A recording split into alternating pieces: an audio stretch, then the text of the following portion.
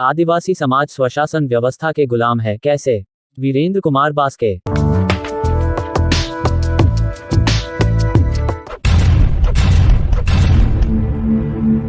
आदिवासियों के स्वशासन व्यवस्था एक ऐसा सामाजिक व्यवस्था है जो बहुत प्राचीन जनजातीय व्यवस्था है।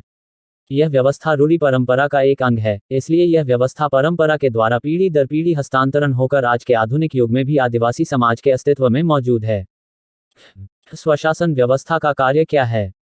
स्वशासन व्यवस्था एक गैर राजनीति व्यवस्था है, अर्थात आदिवासियों का यह व्यवस्था आदिवासियों के जल, जंगल, जमीन, भाषा, संस्कृति, शिक्षा, धर्म एवं अन्य संवैधानिक अधिकारों के मांग हेतु कोई मांग नहीं करता है, आंदोलन में हिस्सा नहीं लेता है, धरना प्रदर्शन जैसे राजनीतिक गतिविधियों में शामिल नहीं होता है, बल्कि आदिवासियों के यह स्वशासन व्यवस्था परंपरागत तरीके से चला आ रहा रूढ़ि परंपरा प्रथा का सामूहिक निर्वहन का कार्य करता है। जैसे शादी, दाह संस्कार, जन्मोत्सव, पर्व त्योहार, गांव के लड़ाई झगड़े को परंपरागत तरीके से फैसला करना, सामूहिक नशापान करना, सामूहिक रूप से वैवाहिक कार्यक्रम में शामिल होना आदि कार्य करता है। ये सभी सामाजिक धार्मिक कार्य का नेतृत्व परंपरागत व वंशवाद तरीके से चुने हुए मांझी बाबा करता है। मांझी बाबा बनाने के लिए कोई विशेष योग्यता निर्धारित नहीं है। गांव के सभी प्रकार के फैसले गांव के मांझी बाबा ही करते हैं। एक प्रकार से मांझी बाबा ही आदिवासी समाज का शासक होता है। मांझी बाबा अक्सर असंवैधानिक और गैर कानूनी फैसले सुनाते हैं। चूंकि मांझी बाबा भारतीय संविधान और कानून से कोई वास्ता नहीं रखता है, इसलिए वह ऐसे बहुत से अमानवीय, अलोकतांत्रिक, असंवैधानिक फैसले लेते हैं। आदिवासी समाज में डायन के नाम पर किसी महिला की सामूहिक हत्या करना एक आम बात है। महिला प्रताड़ना आदिवासी समाज में बहुत अधिक होता है। आज भी आदिवासी समाज में महिलाओं को पैतृक संपत्ति पर अधिकार नहीं है। हाल फिलहाल झारखंड हाईकोर्ट से महिलाओं को पैतृक संपत्ति पर अधिकार संबंधी फैसले सुनाए गए। उस फैसले पर आदिवासी स्वशासन व्यवस्था के नुमाइंदे आदिवासी सामाजिक संगठन के तथाकथित बुद्धिजीवियों ने उस हाईकोर्ट फैसले का खूब विरोध किया था। गांव स्तर पर अर्थात मांझी बाबा के द्वारा ऐसी मामलों पर विरोध करना जग जाहिर है। जोर जबरदस्ती जुर्माना वसूली करना, उन जुर्माना पैसों से हांडिया, दारू, शराब, मुर्गा मीट भात खाना आदिवासी समाज के परंपरा है कहकर जैसे शादी, दाह संस्कार, जन्मोत्सव जैसे अन्य परंपराओं के निर्वहन या नेक के नाम पर खस्सी, दारू, शराब, मुर्गा मीट भात आदि की मांग करना, डंडोम बारोन, डायन पांजा, सामाजिक बहिष्कार आदि आदिवासी समाज के लिए एक परंपरा बनी हुई है, जबकि वह सब आजाद और जनतंत्र देश के लिए अमानवीय, अलोकतांत्रिक, असंवैधानिक है। भारत देश 1947 से आजाद है, किंतु आदिवासी समाज आज भी गुलाम है, कैसे? 1947 में जैसे ही भारत देश आजाद हुआ, भारत के सभी धर्म, पंथ, समुदाय के लोग भी आजाद हो गए। देश आजाद होने के बाद देश में राजतंत्र से जनतंत्र लागू हुआ। 1949 में संविधान बना और 26 जनवरी 1950 को भारत देश में संविधान लागू हुआ। भारत देश में संविधान लागू होने के बाद देश और समाज पर जनतंत्र शासन व्यवस्था लागू की गई, किंतु आदिवासी समाज को रूढ़ि स्वशासन व्यवस्था और रूढ़ि प्रथा के नाम पर संविधान में कई छूट दी गई।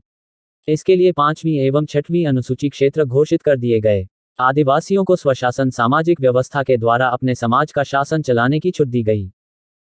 संविधान और कानून से अनभिज्ञ, अनपढ़, पियनकड़ और अशिक्षित स्वशासन व्यवस्था के समाज प्रमुख मांझी बाबा के हाथों स्वशासन चलाने की छूट मिल जाने से वे अपने प्रजा पर मनमर्जी हुक्म चलाते हैं। संविधान और कानून को ताक पर रखकर परंपरावादी फैसले आबोदो सेदाया खोन्नो कागे का लिए जाते हैं। इससे आदिवासी समाज का रक्षक ही जाने अनजाने में भक्षक बन गया है। चूंकि आदिवासी समाज के लोग संवैधानिक कानून से ज्यादा स्वशासन व्यवस्था के ज्यादा करीब हैं।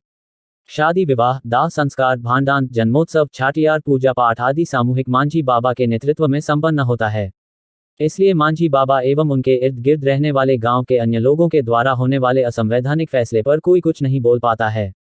डायन के नाम पर महिलाओं के साथ सामूहिक अत्याचार, डायन भूत निकलने के नाम पर खस्सी, दारू, शराब, मुर्गा मीट भात की मांग प्रायः होते रहता है। लड़का लड़की प्रेम प्रसंग मामले पर, पारिवारिक मामलों पर, गांव के अन्य मामलों पर फैसले के नाम पर लोगों से मोटी मोटी दंड वसूली, सामाजिक बहिष्कार आदि होता है, किंतु इसके खिलाफ कोई कुछ नहीं बोल पाता है। कोई यदि गांव के गलत फैसले के खिलाफ थाना, कोर्ट कचहरी चला भी जाता है तो मांझी बाबा उसके साथ और भी कड़े निर्णय लेता है। थाना जाने वालों के खिलाफ गांव के लोग एकजुट हो जाते हैं। उन्हें हर प्रकार से रूढ़ि परंपरा के फैसले पर घुटना टेकने पर मजबूर कर दिया जाता है। थाना चेदा कैम चलावेना, समाज एम बदिज केदा जैसी बातें कही जाती है। अगर कोई गांव के गलत फैसले पर घुटना नहीं टेकता है तो उन्हें अंत में उसका सामाजिक बहिष्कार कर दिया जाता है। समाज में उन्हें उठने बैठने का कोई अधिकार नहीं मिलता है। अड़ोस पड़ोस के लोग भी उन्हें घृणा के नज़र से देखते हैं। बहिष्कृत परिवार आदिवासी समाज से पूरी तरह काट जाता है। मांझी बाबा लोग सामूहिकता इस प्रकार गलत इस्तेमाल करते हैं। इससे आदिवासी समाज हर दिन एक डर के साए में जीता है या फिर धर्म परिवर्तन कर खुद को आदिवासी समाज से अलग हो जाता है। यही कारण है कि लाखों लाख आदिवासी लोग धर्म परिवर्तन कर ईसाई धर्म में धर्मांतरित हो गए हैं। मांझी बाबा लोग समाज का संरक्षण नहीं, बल्कि आदिवासी समाज का खून चूसते हैं। वे समाज में संविधान और कानून का नहीं, राजतंत्र राज चलाते हैं। सही मायने में आदिवासी में आज भी लोकतंत्र लागू नहीं है।